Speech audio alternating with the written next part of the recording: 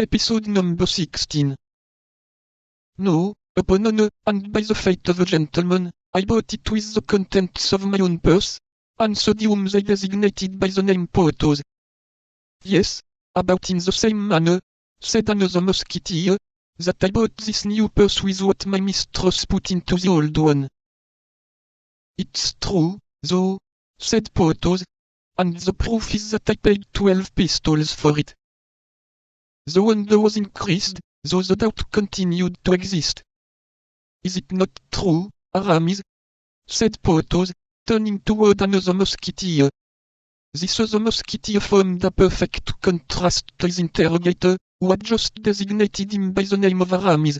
He was a stout man, of about 2 or 23, with an open, ingenuous countenance, a black, mild eye, and cheeks rosy and downy as an autumn peach.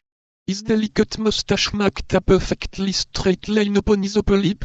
He appeared to dread to lower his hands lest the veins should swell, and he pinched the tips of his ears from time to time to preserve their delicate pink transparency. Habitually spoke little and slowly, bowed frequently, laughed without noise, showing his teeth, which were fine and, of which, as the rest of his person, he appeared to take great care. He answered the appeal of his friend by an affirmative nod of the head. This affirmation appeared to dispel all doubts with regard to the baldric.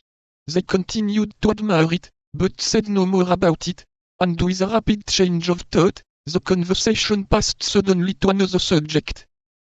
"What do you think of the story Chalais Esquire relates?" asked another musketeer, without addressing anyone in particular, but on the contrary speaking to everybody. "And what does he say?" asked Porthos, in a self-sufficient tone. "He relates that he met at Brussels Rochefort, the ami d'ami of the cardinal disguised as a capuchin, and that this cursed Rochefort, thanks to his disguise, had tricked Monsieur de Legs, like an Ignazis." "An Igny, indeed," said Porthos. "But is the matter certain?" "I had it from Aramis," replied the musketeer. "Indeed?"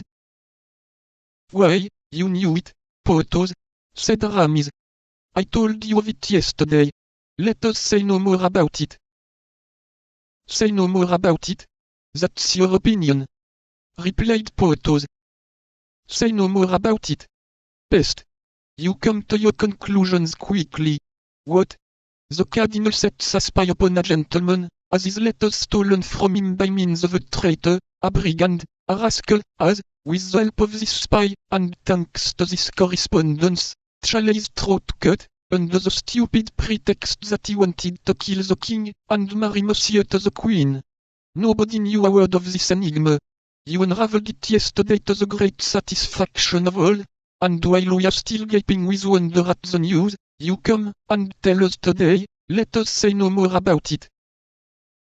"Well, then, let us talk about it, since you desire it," replied Aramis, patiently.